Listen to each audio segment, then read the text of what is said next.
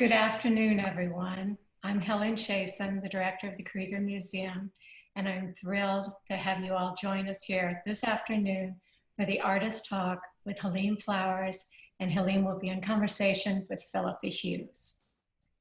Halim Flowers is an artist, a writer, an activist committed to criminal justice reform. He was arrested in 1997 at the age of 16 and sentenced to 2 life sentences. His experiences in prison were filmed in the Emmy award-winning documentary, Thug Life in DC. In 2005, he started his own publishing company, Sato, through which he's published 11 books. In 2019, he was released from prison after serving 22 years. Upon his release, he was awarded the Halcyon Arts Lab Fellowship and an Echoing Green Fellowship. He has recently signed to be represented by the Stella Jones Gallery. Halim will be in conversation today with Philippa Hughes. Philippa P.B. Hughes is a social sculptor and creative strategist who produces art field projects to spark humanizing and authentic conversations between people who might not normally meet. She has designed and produced hundreds of creative activations since 2007 for curious folks to engage with art and with one another in unconventional and meaningful ways. She leads Curiosity Connects.us, a partner in Looking for America, a national series inviting politically diverse guests to break bread and talk to each other face to face, using art as a starting point for relationship building conversations. And I have to just say on a personal note here that I first met Halim last June. I actually looked back through my email traffic and it was June 10. We met at an event here at the museum, and Halim became a frequent visitor and did so much research in our library. And over the course of a few months, we of course got to know each other, and I got to know his practice and more about his story and what he's brought back to Washington, DC.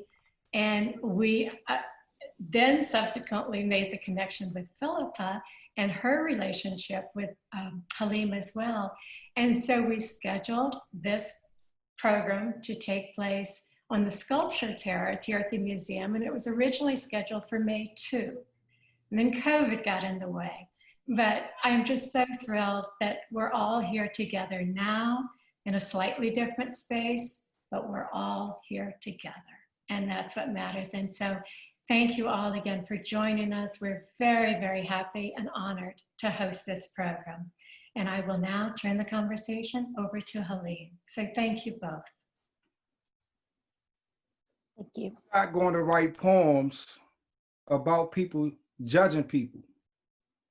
I'm going to write poems and speak about people loving people. See, the problem is much bigger than just class and race.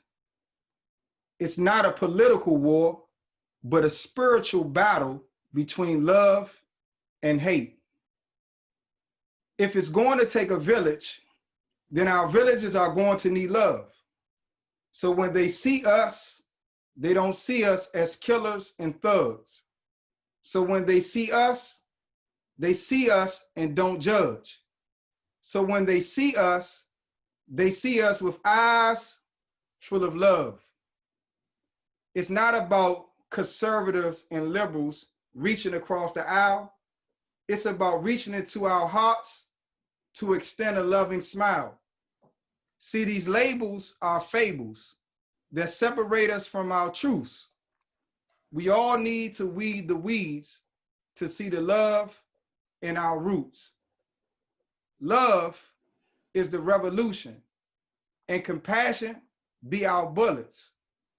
Empathy is the trigger for forgiveness to pull it. Freedom is our target, and unconditional love be our goal, with civic engagement starting at the seat of our soul. Grace plays the symphony as Just Mercy leads the band for the Lady of Liberty to love and accept all in this land. Thank you, Halim. That's just I get a little weepy whenever you read that poem. It's really awesome. Thank you so much. You know, I met Halim last year, not too long after you had been released from prison, and I'd heard about you from so many different people, but you know, I'd heard a lot about you, and I thought, oh, this is like a really interesting person. He seems very impressive. But it wasn't until I actually met you that I felt like this energy, and it kind of solidified this idea that like you have to be with people face to face. You have to feel who they are, and that's when I felt who you were. I really felt like, you know, something different about myself and about you as well. And I started to kind of think about how I often preach this idea of we've got to start seeing our shared humanity. We've got to get rid of our labels, you know, like you say in your poem, Democrat, Republican, what does that even really mean anymore? We've got to like really find what is our shared humanity. And there's so many ways that I see that with you for myself. And I'm talking about this because I think about art as a very personal experience. We can read criticism, we can you know, reviews of your art show, but at the end of the day, for me, it's a very personal experience. And so I feel very honored to have this very personal experience with you today to talk about your art. And I encourage our audience to chime in with whatever questions you might have along the way. We want this to be, you know, a multidimensional conversation. It's not just me and Halim today.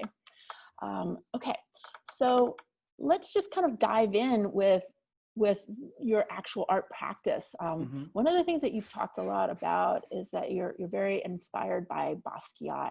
And so I thought maybe you could talk a little bit about how you draw your inspiration from Basquiat and where, you know, where you think that it shows up in your art. That's a great question because, like, had it not been for hip hop music, me listening to Jay-Z, I would have never known about Basquiat. Probably not until I was released from prison, and my interest came from into Basquiat just hearing Jay-Z constantly rap about him. And by me being in prison, we had no access to like the internet or social media, so and I just like, what is Jay-Z rapping about? Like a champagne or some type of fashion label? And then you know, I'm an avid reader of the Wall Street Journal. So the article showed up about John Michel in the Wall Street Journal. And then I was able to go from there to a encyclopedia, and then just more and more things started to come to me about him, even while I was incarcerated. And when I came home, I was on a hunt in all of the museums. Only one museum in DC had his works, and then I started to travel and just see his stuff in person. I mean, I would like come home and, you know, look at the documentaries, but to see his work up close, I think how he impacts my work is that, for one, it's an inspiration, because a lot of people think that you have to go through formal schooling to be an artist, and artists, just like what Marcel Duchamp said with the ready-made theory, is just making things, right? You can exhibit a urinal, you can exhibit a shovel. It's art, it's just life. But what also with John Michel is that him being socially constructed as Black in America, and not going through an MFA program. And for me, it just was always just been inspiring just to see how he knew exactly what he wanted from the art world, and he didn't allow those social constructs of race, class, gender, or traditional schooling to stop his ambition. And so for me, I'm very ambitious. I'm very clear about what I want out of life, and in particular the art world. And how that shows up in my work is that I just do what I want to do. You know, I create from a space of love, even though some topics that I may address, like lynchings and police brutality and juvenile life sentences and gender discrimination, are very charging and hard topics, but I'm not doing it from a space of Black rage or anger. I'm doing it from a foundation of love. And I'm just doing it, like Frank Sinatra said, my way, regardless of critics or lack of formal training, you know, and giving myself the freedom to get out of my own way and just to be me. Do you feel like, that sense of outsideriness kind Mhm. of, is that part of how you view your art? That's a great question, because one of the pieces that I have, it says, beware of art that fits inside of beware of art that fits inside of titles, right? And on the piece, I have like abstract crossed out, expressionism crossed out, impressionism crossed out, outsider crossed out, folk crossed out. So for me, I don't adhere to any of those labels. I didn't create them, nor do I know any of the people who created those labels. So I'm not going to box myself into those labels. I'm just, when you study the etymology of the word art, it just means in the Latin to make things. And I'm just making things from a space of love that I hope not to persuade people to see the world like I do. I'm not into colonizing people's minds, but I just want people to critically engage with themselves and their surroundings, and whatever decisions that they come up with, I can accept that, just as long as they engage with themselves and the world critically and just didn't accept uh, traditions that's passed down as absolute truths. So for me, I'm not concerned with categories or titles or, you know. But do you think that your art do you mean for it to have a social justice impact, to change people in any way? I mean, you do address very provocative issues. Mm. Do you have an agenda, so to speak, to sway people in any direction? Yeah, like I said initially, like it's for me. If I want to persuade people to do anything, it's to love themselves and others unconditionally all the time. And my work may address social justice issues. They may address economic inequality issues like redlining and restrictive covenants, but people do those things to the others when they don't properly love themselves and the others, right? So for me, it's like I'm doing the work of love, but by me being socially constructed as an African American or a Black man, anytime that I speak about love from a place of activism, automatically the imagery that comes in people's mind is Dr. Martin Luther King. And they equate love with the passivity practices of Mahatma Gandhi. And I don't think that love is just like constricted to that limited form of imagery. I believe that love is assertive. It's not aggressive, because aggression is disrespectful. But love is assertive. It's powerful. It is the only dynamic that can permanently or create systemic change in all of the injustices that exist within ourselves and in our shared society and world. So yes, I do prison reform work and criminal justice reform work and social justice, but it's all just love work. So I just look at myself as just like an artist that's engaged in love warfare, assertively. Yeah. Well, one way that I think you're different from Basquiat, I was reading this article about how when a collector would come by his studio and, maybe walking around, and if they just happened to murmur, I wonder if that would match my couch, he would kick them out and then sometimes even throw food at them because he was so offended by that. And I feel like probably you wouldn't do that. When a collector comes around to your studio, how, beyond them looking at your art, how are you conveying these messages that you're trying to convey to them? Are you having this kind of conversation with them, your message of love and your philosophies? Right. I just had a great conversation with a curator, Jordan, at American University, and she asked me, where would I like my artwork to be, in museums or galleries or people's homes and hotels? And I told her that I believe that for me, creating art is like a spiritual practice. And I just believe that I'm being used as a medium for this energy that's transformed through abstract imagery and symbolism and text to get through. And once it's done, it's not mine, it's the world's. So I'm not concerned like where the artwork, if somebody say, I wanted to just match my couch. If you look at it from a finite perspective, because all human beings have a finite experience of living on the earth, you would be like, okay, well, this is a stuffy rich person, and they're going to put my painting that's addressing this social justice thing behind their couch and no one is going to see it. But it might be behind their couch, and just that one person in that stuffy person's world will see it, and they will impact the world, right? So you have to trust your destiny. One of my mentors, Ernest Smith, would always tell me, trust your destiny, right? And trust the universe, the process, the universal law. So for me, I always speak to not just collectors, but anyone about love. And for me, like, everything is just about love. And I hope that my artwork, transfer love. And if people don't get it that way, then it's okay, because I can't control how people interpret what I convey. But from my space, it's from an intent of love. And once they, because you and I know, I don't shy away from the commercial capitalist part of artwork. I engage with it assertively. So once somebody exchanges their Federal Reserve notes, their dollars, for this painting, this beautiful $15,000 painting on the wall right here, it's out of my control where they put it or what they do with it. They can be someone who's a diehard Adolf Hitler loving Nazi, and they purchase it, and what they do with it is up to them. Because I don't have a limited, as an artist, I'm not limited in my ability to produce. So I will always be producing prolifically as long as I have breath in my lungs.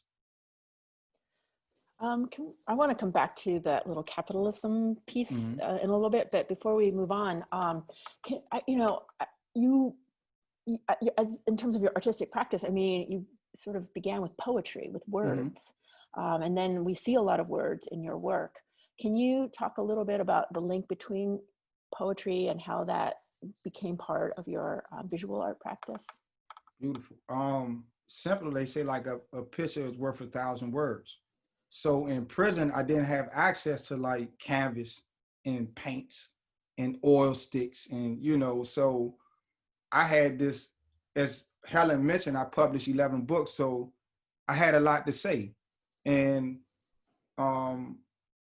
so when I came home, I had access to high resolution cameras, canvases and easels and paints and photography. And so I just had all these words, and I was like, well, my words are really just trying to illustrate something. And now I'm going to these museums and galleries all over the world, traveling.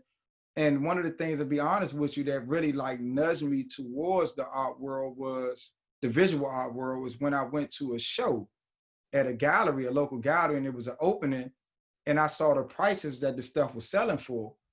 And I was like, okay, in my humble opinion, I don't like this, but this is doing numbers. So not just from a purely monetary base, but from the base of, okay, I can create an image, a painting that can convey a meaning of love and compassion and some type of message that I believe can make people better if they engage with it, and I can get the monetary gain. So I said, I feel like I would be denying myself development as a human being if I just limited my practices to written and spoken word. I believe this as a human being approaching my 4th decade on the planet, that I owed it to myself to transition into more visual imagery of the words, instead of having to write 1,000 words, just put it in a painting. And I believe that since I've been painting and doing photo poetry artworks, I believe that I've amplified my work as an activist. Yeah, I think that's right. I mean, the visual impact of your work is so powerful. One of the things that you were saying before we got on this webinar is that you are working to put more color into your life, into your wardrobe, because your life in prison was very monochromatic. Right. Can you talk a little bit about that and the color in your work and how you've been able to incorporate all of that? Oh, great question. In prison, everything is just like solid, dreary colors, gray, like, you know, just solid gray, or, you know, white and orange, you know, and not orange in a good way, right? Not you know, so when I came home, a friend of mine who is a stylist, she saw that how I was dressing, and she said, you need to add more color to your wardrobe. I don't know if you're aware of it now, but you're wearing a lot of sweatsuits, like stuff that people wear in prison. And when I transitioned into doing visual art, my initial paintings would just like be one solid color background, where it might be black or white or yellow. And it wasn't until my wife started to paint my backgrounds and added more color to my backgrounds that people started to buy my work, and galleries started to contact me about representation. And then I saw, and I started to study about warm color and cold color and like color theory, and how, you know, you can just have a painting like a Stanley Whitney painting with just, or, you know, just all just color, or a Pollock or a Rothko, and it just the color can say something, right? So now I'm learning how to, irregardless of what I do, add on with the oil sticks, with the text and this imagery, how I can just say things through color. And I know better because they as you mentioned, the monochromatic nature of color in prison. In prison, the color aesthetic is chosen for the purpose of making you lethargic, you know, and docile, right? So, you know, prison just taught me that, but when I got to the world, I just wasn't conscious of that no more. And now that I'm engaging with, you know, the theory of color, I think it like I said, it just impacts my the impact of my work. And one of the questions I like to ask people is like, if love had a color, what would it be? Do you get a lot of different answers to that? Mm-hmm. Yeah. Yeah. I wonder if people just kind of say what their favorite color is, because it makes them feel comfortable and warm and secure, because that's like the color they're most comfortable with. It's a good icebreaker. You Yeah, might that's want to good. try it at one of your curated conversations. Yeah, oh, that's a good one. You'd be surprised with people, you know, how they relate color to love. Yeah. You know, I was saying earlier about how for me art is so personal. Like every piece of art I own, I feel like says something about me, and I connect very, like another art collector I know often says he collects artists as much as he collects art. Mm-hmm. You know, I really am drawn to the artist as much as anything. Mm-hmm. And so in your work, I feel like you know, come out, like you are in each piece of art. It's very much who you are.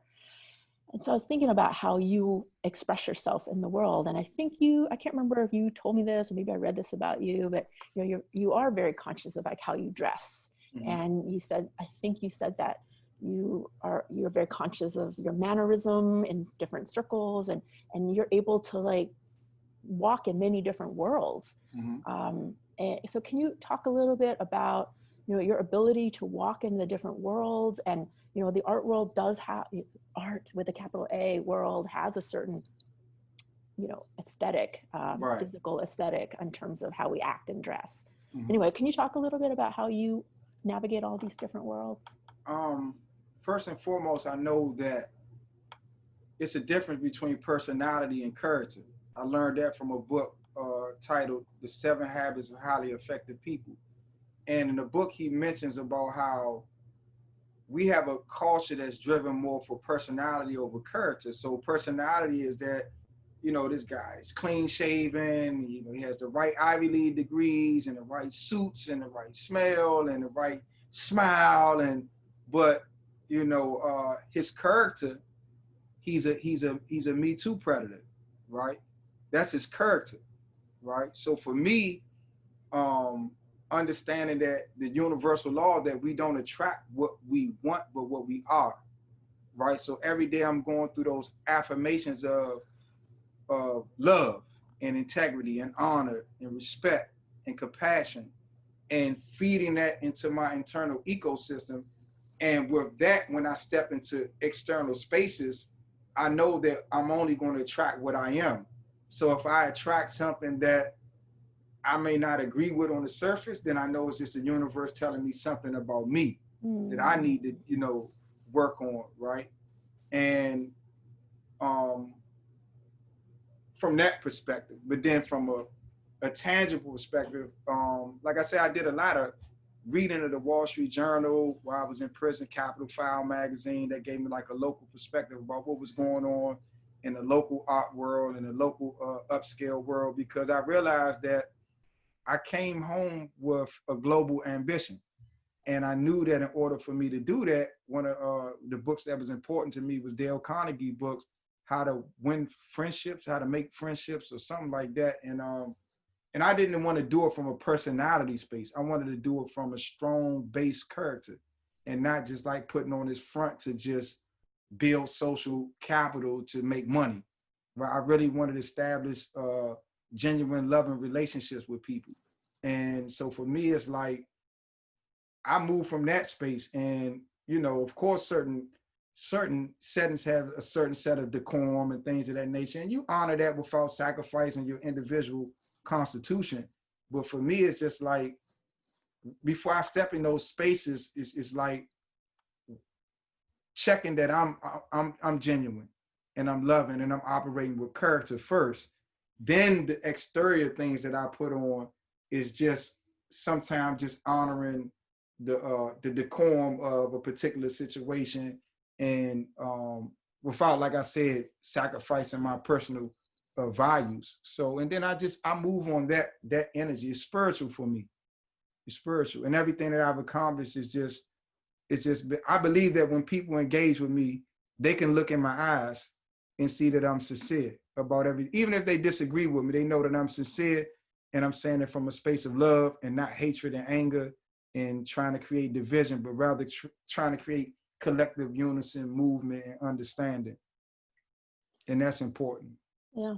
I mean, I don't want to take this conversation too far off track, but, you know, because I'm doing this work around bringing people together across the political spectrum to have these kind of conversations, it's a real challenge to find ways for people to see each other in that way, in that open, loving, humanizing way, because, you know, as you know, people have dehumanized each other, and that's why we can't talk to each other. I mean, do you have any sort of hints or tricks of the trade that you could share? Like, if two strangers are coming together, how can we break down that barrier between people? That's a great question, because for me, it's easy. You have to look at my lived experience. Most prisons are in rural, predominantly counties where people are socially constructed to be white, right? They would say white poor people who have lost their factories and coal mines, and they're very xenophobic and racist. But when you're under their custody and they control what you eat and what you wear, right? It develops a certain level of humility and diplomacy, right? And what I've learned is that through open communication from a space of like humility and love, right? I had to learn how to love people who didn't like me, because I had to learn that they didn't like me for anything that I did to them personally. They just have a learned traditional behavior. And I wasn't going to make my situation any better under their custody through being bitter and angry and reciprocating that indifference, right? So I had to learn how to humble myself so that I can preserve my life, right? Because if you think that it's an issue with police officers murdering people out here on body cam and cell phones, there's no body cams and no smartphones in prison. So the conditions in there can get 100 times worse, right, with the brutality. And but I just learned that diplomacy and humility, and I started to like connect with them. And through that communication and diplomacy, I really just like learned that a lot of people are just hurting, and they looking for like a debate, an unhealthy debate and controversy. They really don't want a solution. They want to be focused on problems. And me, I'm very solution orientated, and I really just want to see everybody just love themselves and others. I don't want to keep talking about race and income inequality. I want to see a day where like we move past that and I work towards that. And for me, it's like easy for me, but how to get other people to do that, I just think that you have to have that open truth and reconciliation process where people just feel free to share those things that they disagree about and just listen to each other, you know, and then hopefully through that continued dialogue and communication, because communication is connection, you know, and you through communication you can build a communion. But people gonna have to be open-minded and willing and humble, and that's something that you cannot control. So you have to go into a humble without a desired expectation of trying to compel people to see or to come together. It's just spiritual. Yeah.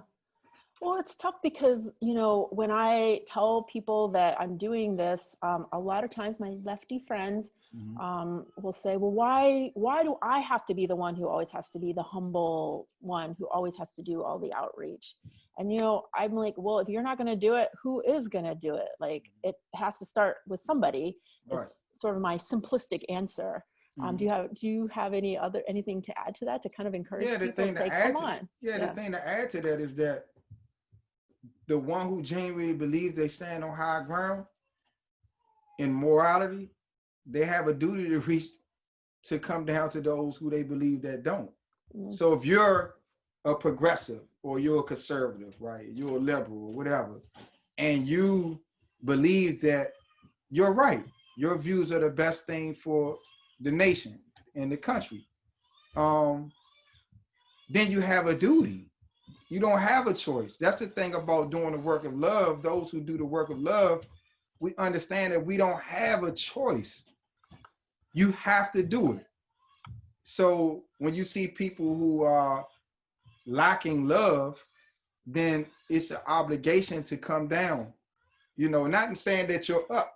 It's just an obligation to reach them. I don't want to say up and down because that's creating hierarchy. But I know that if I'm standing on what I believe to be the truth, I have an obligation to initiate the engagement with falsehood.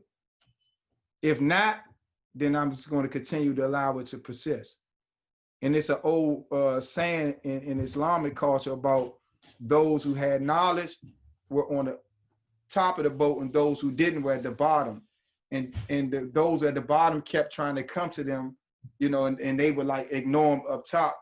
And then those at the bottom were like, well, we're thirsty and we don't want to keep bothering them up top. So let's just punch a hole in the boat. And they did that to get water and the entire boat sink. So if we're really about uplifting a nation, a fallen nation, then you just have to do that work of being humble and initiating the engagement to share the truth, even when it's difficult. Yeah. Well, you know, I agree with you. Let's go backtrack a little bit. I said that we would come back to this question about capitalism and the pursuit of the monetary gain from our art. And, you know, a lot of artists would criticize that, that would criticize the way you're presenting this. So, you know, what do you say to them? You know, we all have our own individual lived experience. You know, if you're an artist who, let me say, me, I come from the nation's capital, was supposed to be the most powerful city in the world, and the most powerful country in the world with the highest GDP in the world. And I was born and raised on Reaganomics, which segued into the crack era, and DC having the highest murder rate in the country, and DC for like over 20 years having the highest incarceration rate of any city in the world. And come to today where you have a situation, and keep in mind I'm socially constructed as Black, right? So what that means is that my grandparents who fought in the Korean War or World War II didn't have the opportunity to get the suburban homes after World War II. They were, by Federal Housing Administration policy, just denied because of their social construction of being Black. So I'm from, you know, we're from these historically redline communities, intergenerational poverty that was forced through law and policy. And you know, just for fast forwarding to the day where, according to research that was cited by the Washington Post, that blacks in DC have 81 times less median household net worth than their white counterparts in the city. So for me, just coming from that poverty and experiencing that poverty, seeing like the harm of not being able to have adequate medical. I was in a car accident where I almost died when I was 9, and still experiencing the after effects because my body is imbalanced because I couldn't afford proper therapy at that age. Seeing that I did 22 years for a murder that I did not commit, and had I had the adequate money to have the adequate legal representation, I doubt if I would have even been charged as an adult at the age of 16. So for someone who has suffered from not having, who suffered so much, it just puts me in a space that now being back in the society as an adult, it's not that I support the harmful aspects of capitalism. If we had an alternative that was in place that was better for our society, like I see like in Norway and Switzerland and Sweden, I would be for it, but it doesn't exist.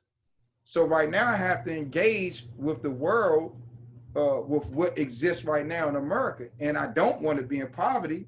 So if I have a talent like this where I can create things, where I can exchange this for money to take care of myself and my daughter and my loved ones, keep in mind I'm from a city where we have 81 times less wealth. So when I came home, it's maybe only 1 or 2 people in my family that have.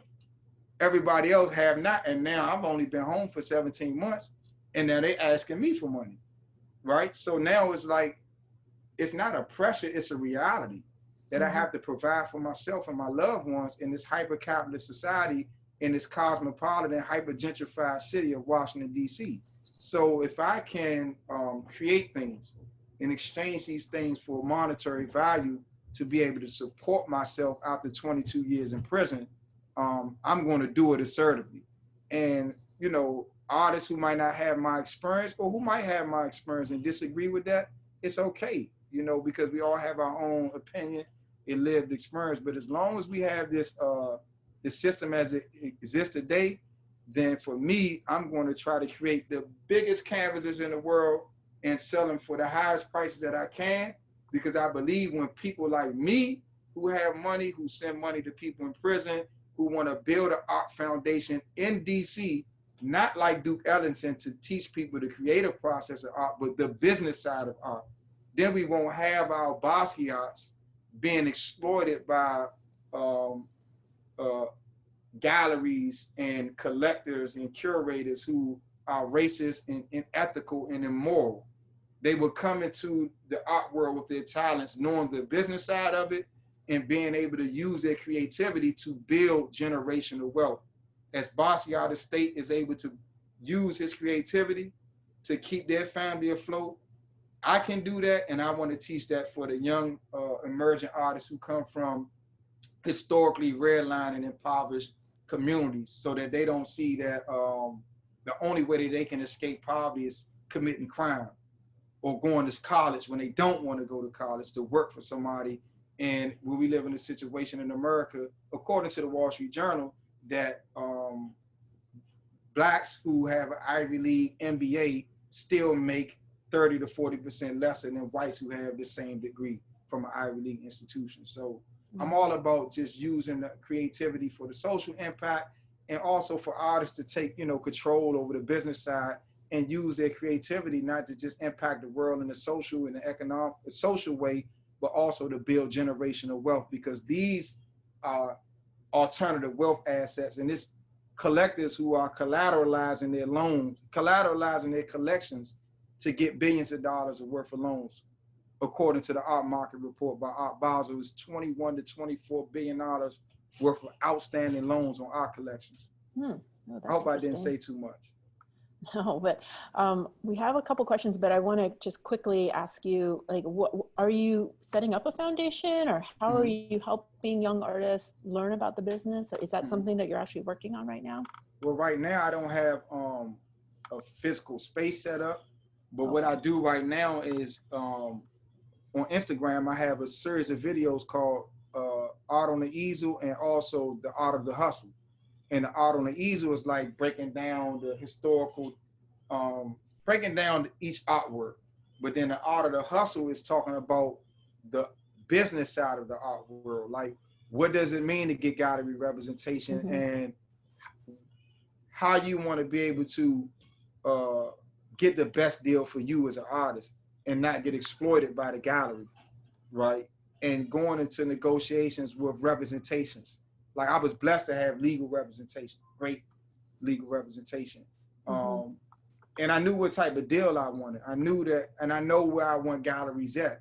And these artists, oftentimes they just clueless about, they don't know that they can, how their works can be flipped on the secondary market. They don't know how they can collateralize their collections once they reach a certain tier in the price range for the value of their art.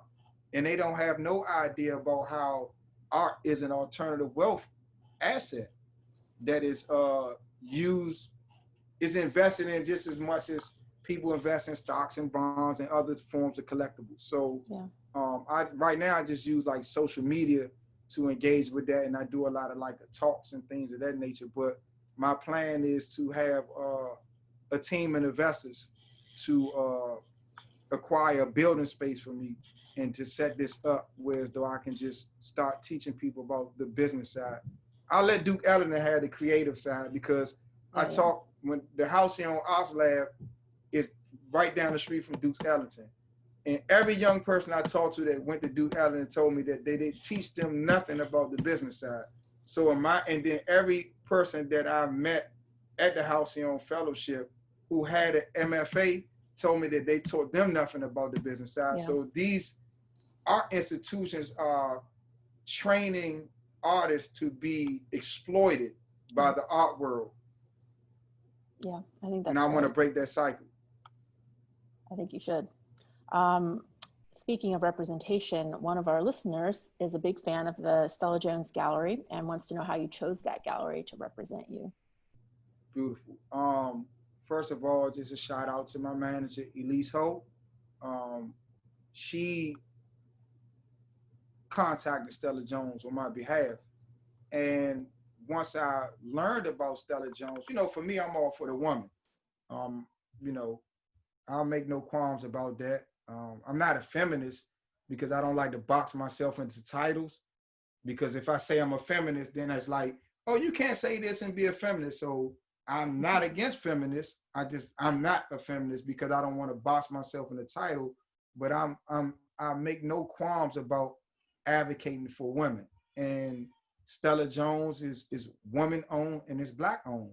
So I felt like if I'm going to share the benefits of my talent with a gallery, I think it's important that it's a woman. I tend to just find women to be more honorable in dealings, because if I don't know anything, I know men. I've been in prison for 22 years. So, and you know, when I spoke to Miss Jones, when I finally did get the chance to speak to her, it just felt right. I don't know how to explain it to people who don't understand, who are not in tune with the intuitional gut instinct, as they call it. But when I spoke to her, it just felt right. And I spoke to her son before, and it was more like, to be honest, it was like more like just negotiations.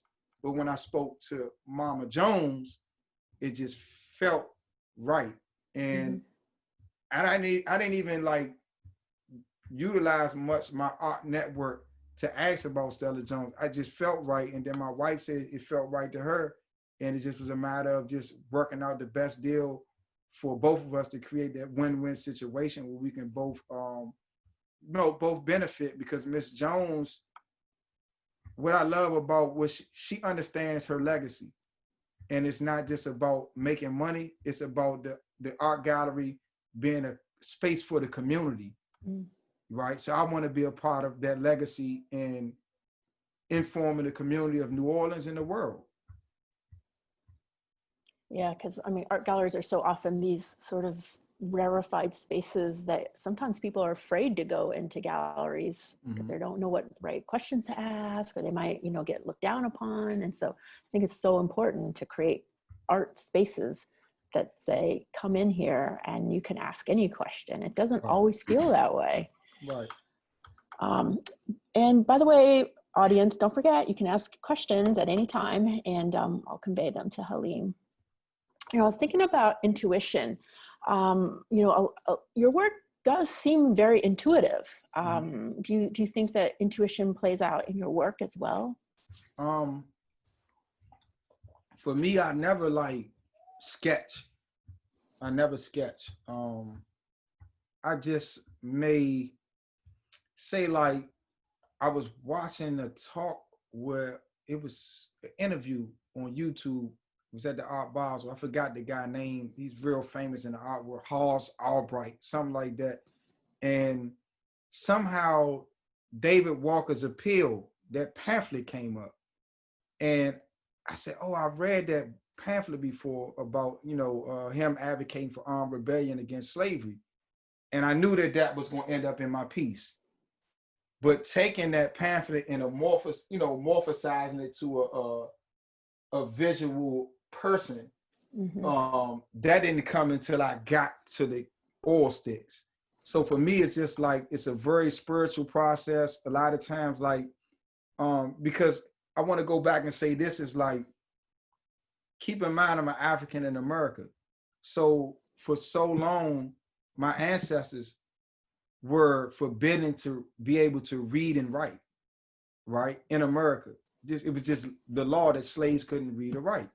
And before then, if you trace our ancestry, you know, you go back, we were pyramids are artwork and monoliths are artwork and hieroglyphics is artwork. And this is where we come from. The great people like Mansa Musa and, you know, all the gold. So by those being my ancestors, then we came to America and that was suppressed. I mean, they even had laws that where we couldn't play the drums because they looked at it like it was a form of instigating slave rebellion, right? So you have all of these generations of all of this artistic and intellectual desire to be released was suppressed. So I think sometimes for me, when I approach the canvas, I'm just channeling my ancestors.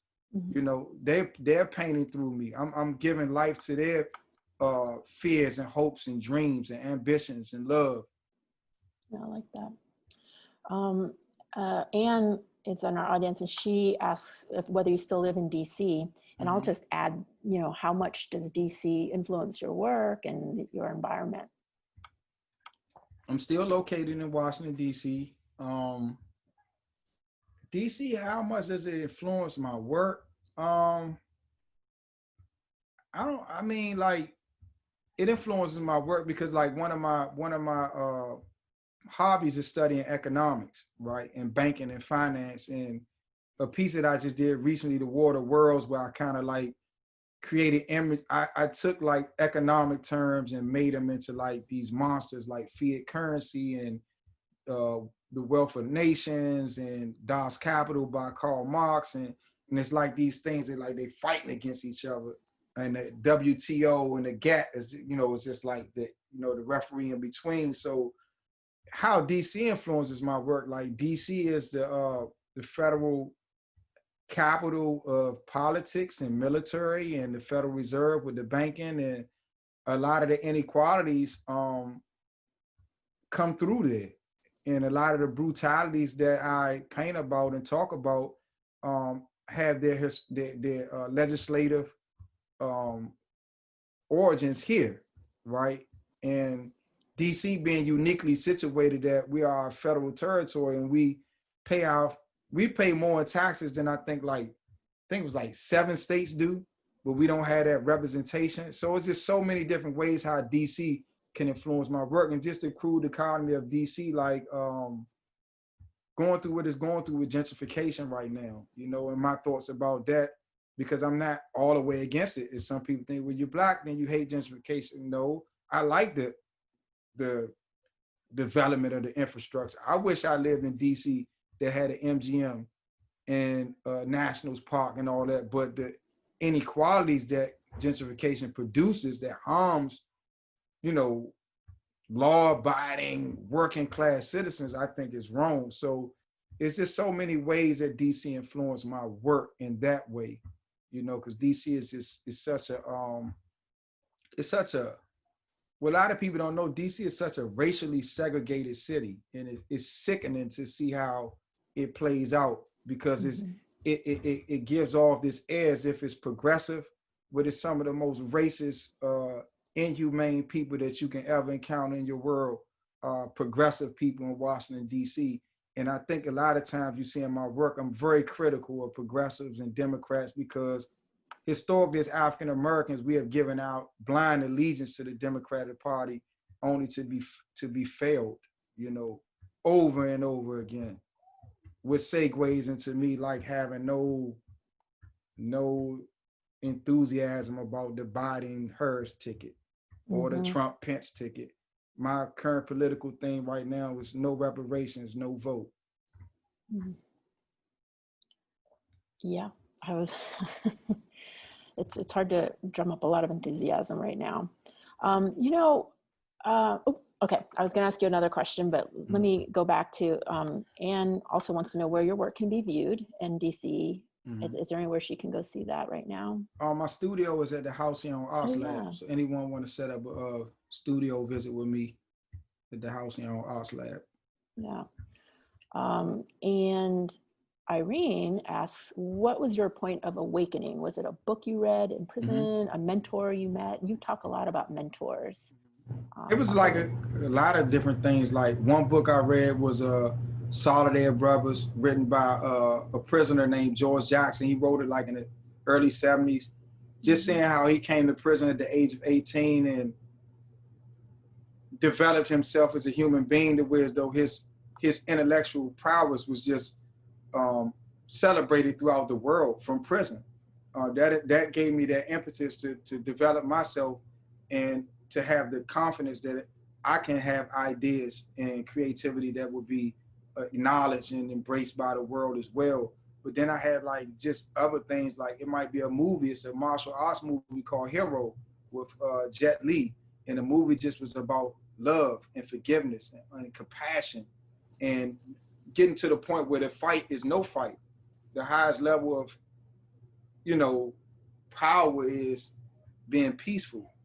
And it was just so many different things. And then lastly, a book called The New Earth by Eckhart Tolle. And then it's a Buddhist monk named Thich Nhat Hanh, Vietnamese Buddhist monk.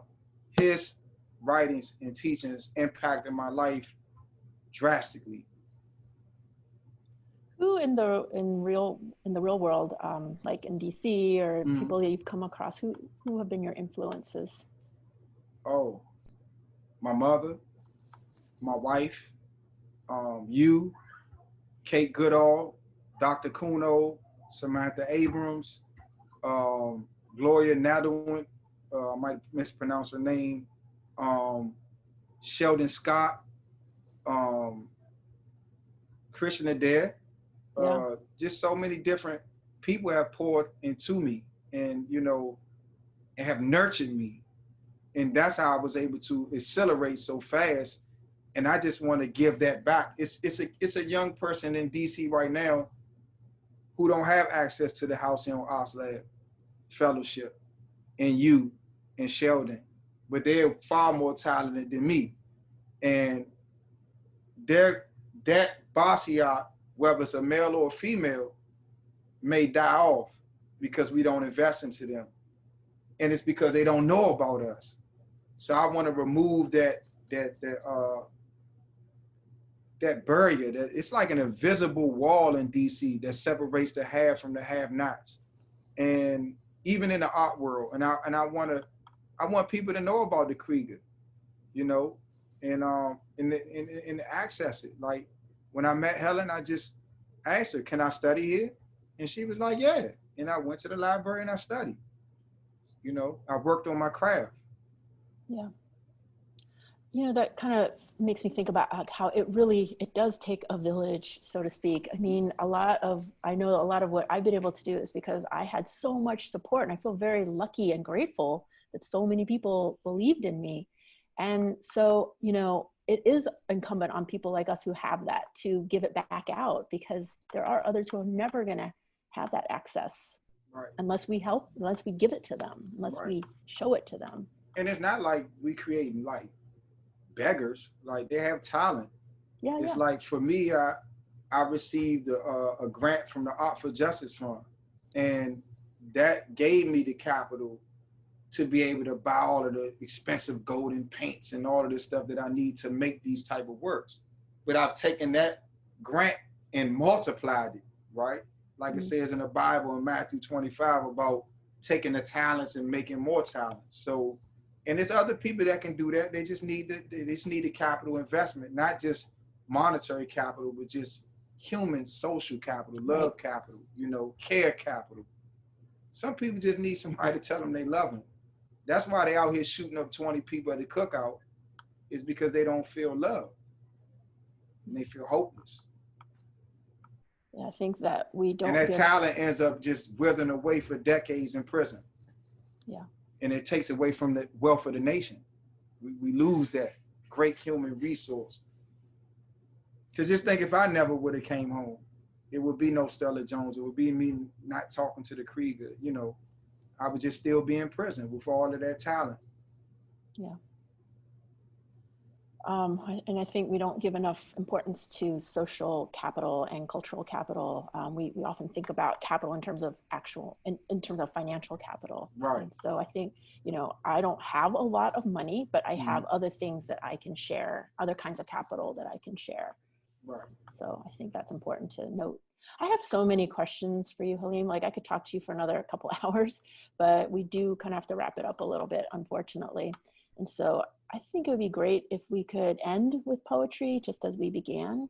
So would you share something with us, please? I'm gonna share a shorter one. I wanted to share a longer one. Okay. We were just kids, yet the village failed to raise us. Instead of pouring love into us, they just threw us into cages. But greatness was always within us, even before the life sentence. We were just under 18, yet everyone forgot that we were just human beings. Super predators became our label, that we were children became a fable, converted us into juvenile lifers. Look at what just 3 years did to Khalif Browder on Rikers.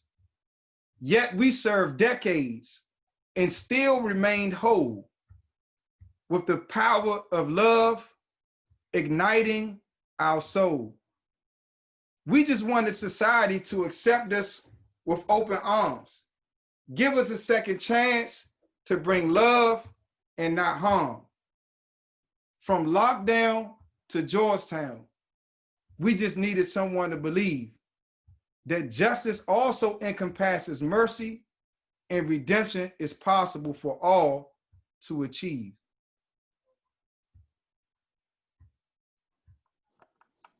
Thank you, Halim. Thank I you. really appreciate you. I love you. Thank and your you. art collection. And thanks everybody for listening in, and thank you to the everybody. Kreeger too for hosting us. I Thanks, wish we Helen. could have been on that sculpture terrace, but maybe next year. So Yeah. thank you again. Thank you. Love you. Love you, Helen. Love everyone. Thank you.